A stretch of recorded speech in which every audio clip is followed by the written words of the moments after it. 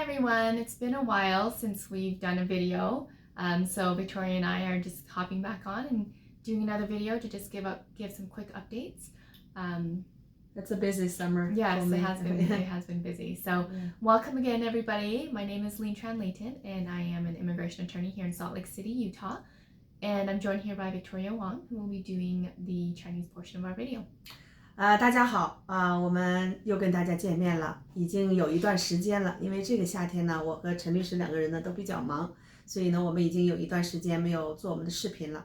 今天呢，我们继续为我们的世界各地的观众朋友们做美国移民方面的介绍。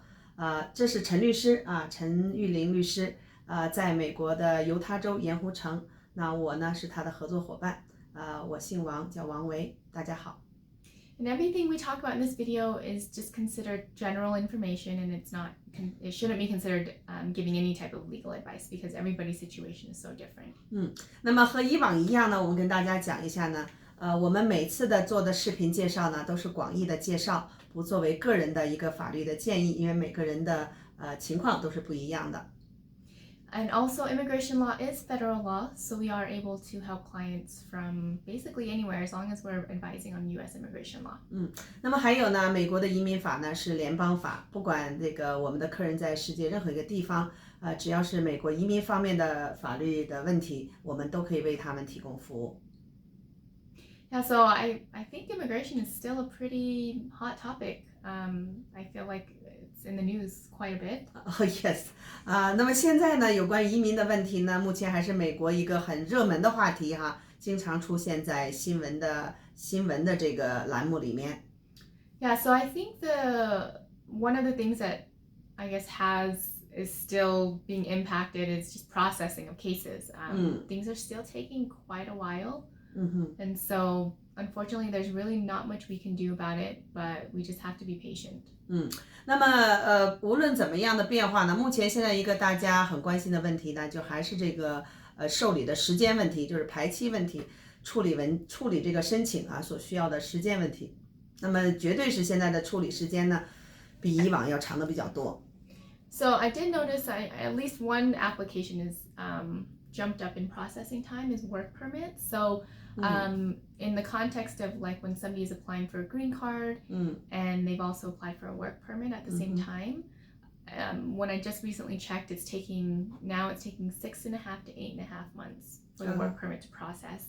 Not too long ago, it was about 5 to 7 months for processing time. OK， 那么就讲到我们提到的在申请绿卡当中呢，你都可以有一个工作的许可。这个工作许可就是最近这一段时间，前一段呢还是5到7个月的处理时间，那现在呢就又延长了又到6到8个月的等候时间。所以说这个等候的时间呢都在加长，确实是让申请人呢都比较焦虑，说我的怎么还没有下来哈？现在只说工作签证 work permit 就要6到8个月的等候时间。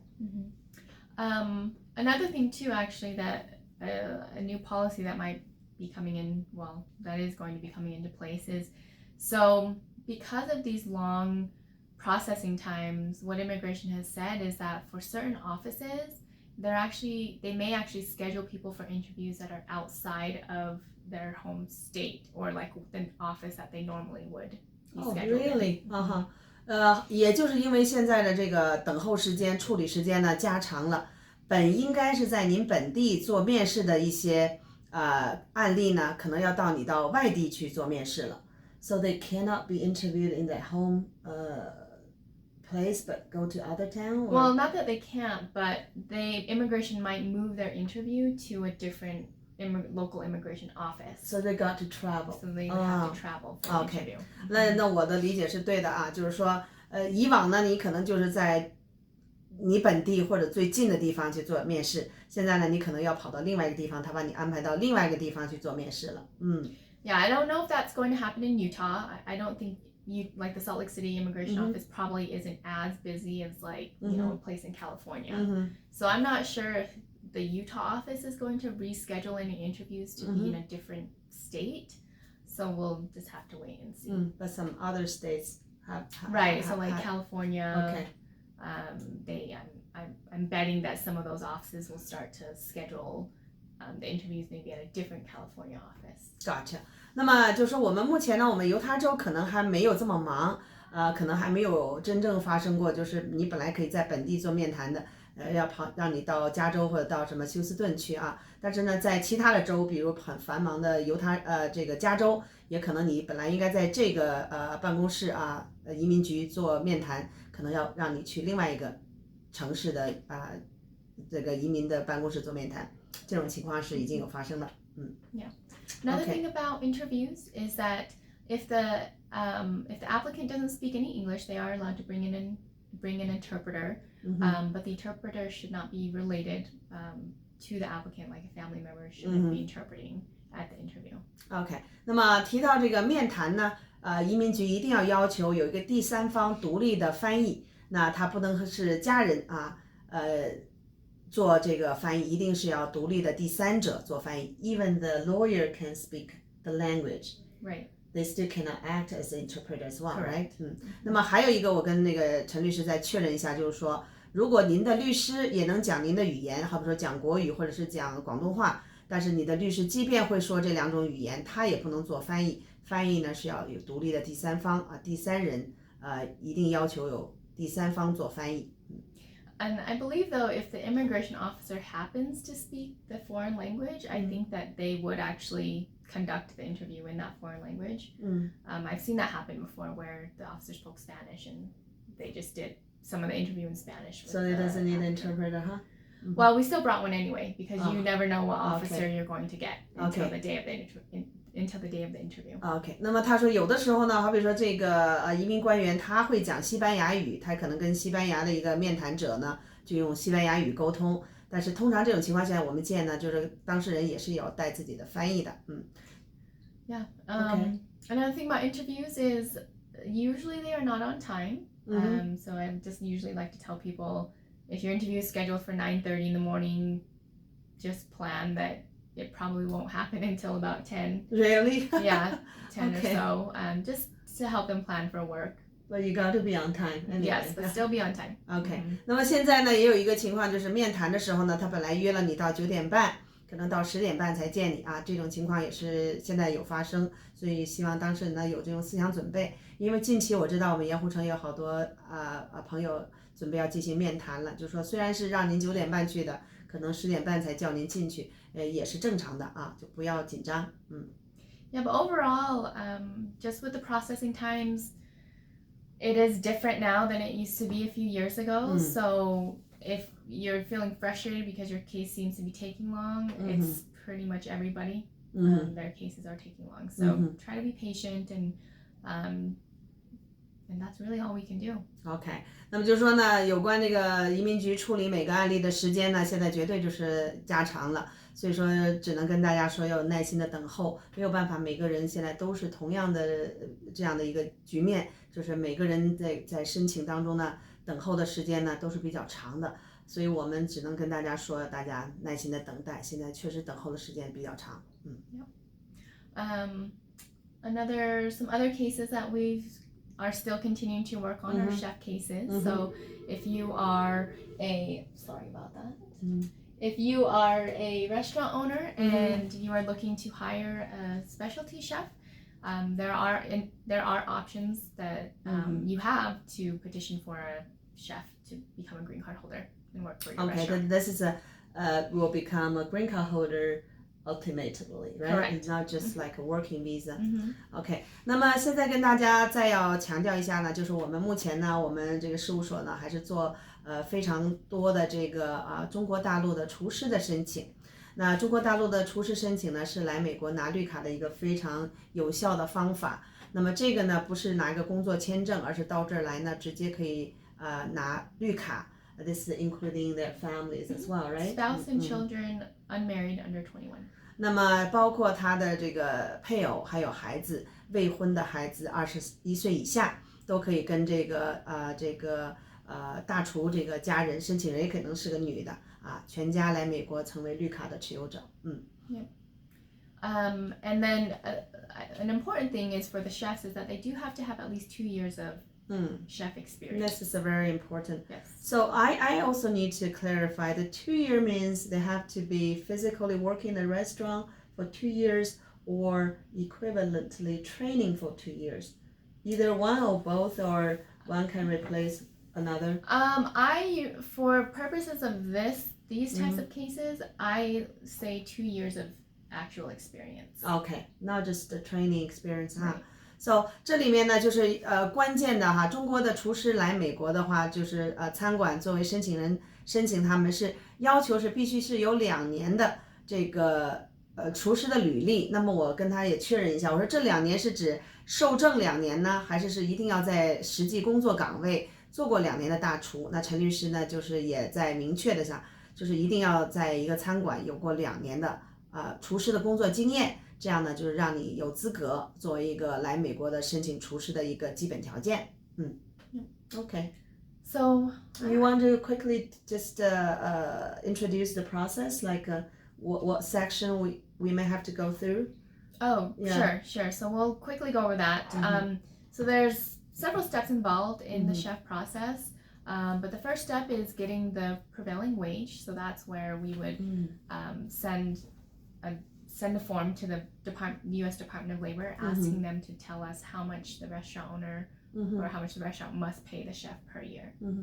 Can I understand this? They have to get a permission from Labor Department to hire this person, or just decide the labor cost? There's 2 things that have to happen with the Department of Labor before we even get to the immigration part for the chef. But the very first thing is getting that prevailing wage. So meaning getting from the Department of Labor how much the restaurant has to pay the chef per year. That's the first step. And what's the second? The second step then is advertising. Okay. So then once we know how much the restaurant has to pay, the restaurant then has to advertise the position because they have to prove that they could not find available U.S. workers for the position. 那么呢，就是说呢，在申请大厨这当中呢，我们有几个过程要做的。那么第一步呢，就是我们一定要得到美国劳工部的参与和这件事情的批核。那么劳工部要做些什么样的事情呢？劳工部首先要决定这位大厨在某个工作地点他的 prevailing wage， 就是他的现实的工资是要多少，这是要由劳工部决定的。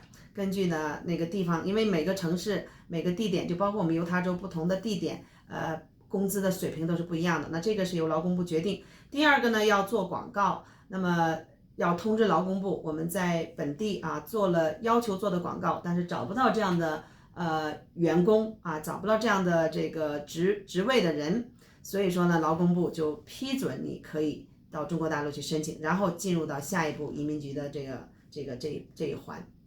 So after all of the recruiting is done, and if they can show that they weren't able to hire any U.S. workers, then it's the next part of the Department of Labor process, where you have to show exactly what recruiting you did and that you are now wanting to hire this chef. 那么接下来就是如果我们把工资决定下来了，本地又找不到这样的员工，我们就跟劳工部做汇报以后呢，劳工部就同意我们在国外去找这样的一个劳工的替代。And then once that's done, excuse me, then you can actually move to the immigration part, where the employer files for a petition for the worker to come here as a green card holder. OK， 那么如果劳工部这一块已经通过了，我们下一步呢就要到移民局这一块，然后呢，餐馆作为一个申请人就可以帮助这个在中国大陆的这个大厨申请美国的移民局相关的这些手续。And then the last step is where the worker would apply for the actual visa abroad, the U.S. consulate, and then come here.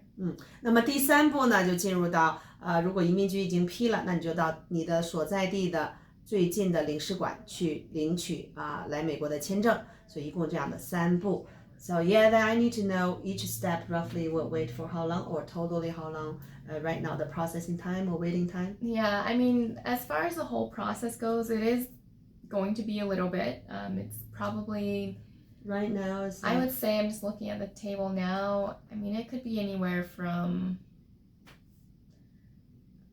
I would say, as of right now, I would say about 3 years or so, a little bit more than 3 years for the for everything. Still not too bad in my Yeah. opinion. This will become like a green card holder. I think it's Right. worth waiting. It is, especially if the restaurant really just can't find chefs, and a lot of our clients tell us that they just aren't able to find qualified chefs. Yeah. 那么我就说呢，现在我问了一下陈律师啊，陈律师也刚刚看了一下电脑里面这个申请大厨的这个排期表哈，需要的时间呢3年多一些啊，3年左右。那我说还是很值的，3年你等待3年哈，你一家人都能来美国能拿到绿卡。那么同时呢，也是因为真正的实实在在的，就是好多餐馆呢真找不到可以就是有这样资格的哈中国的厨师啊，所以说呢这是一个很好的申请。解决了双方的需要，一个是找到厨师，一个呢可以，那中国大陆的大厨师很多了，而且手艺高超啊，同时呢还可以来到做到来移民美国的这样的一个目的。Yeah, that's just a win-win situation, huh? Yeah, it's really good. Okay. So I think that is all for today. If you have any questions, our contact Chinese information. Yeah. So our Chinese language line, Victoria, you can give that phone number. Okay. You have a website? So our website is jljlawgroup.com. And our main office line number is 801-883-8204. But then of course we have our Chinese line, which Victoria helps with, and do you want to give them that phone number? Sure. 那么我们的联系方式呢，以后呢，你有任何关于美国移民的问题呢，可以打电话。那么我们的中文的服务热线呢，就是801-499-1672，801-499-1672。那么我们也有我们的微信的联系方式，就是 China Cool Bean。China 的 C 大写，然后是 COOLBEAN，这是连着一起的字。另外呢，这个陈律师也有他的这个 website 啊，他的网站就是 jljlawgroup.com 啊，你可以通过这方面，也可以 Google，right? I think you have a lot of good Google comments. Yeah, we do. Yeah, you can always Google law firm as well. 然后呢，你也可以在 Google 谷歌，那么谷歌呢，你也可以找到我们陈律师啊，还有这个律师事务所。所以说很多种方法可以跟我们保持联系。中文热线801-499-1672。All right. Well, thank you so much for joining us today, and we will see you next time. 好，非常感谢大家收看我们这期的节目。我们争取呢下次呢继续再做下去，因为这个夏天呢我和陈律师都比较忙，所以这次我们好久以后的这个第一次。接下来呢我们争取还给大家做一些即时的一些移民方面的这个更新，还有移民相关的一些基本知识的一些介绍。So I said we are going to continuously provide more information, update the policy, and just let our potential clients can learn from us. Yeah. All right. Thanks, everybody. 谢谢大家，我们下期再见。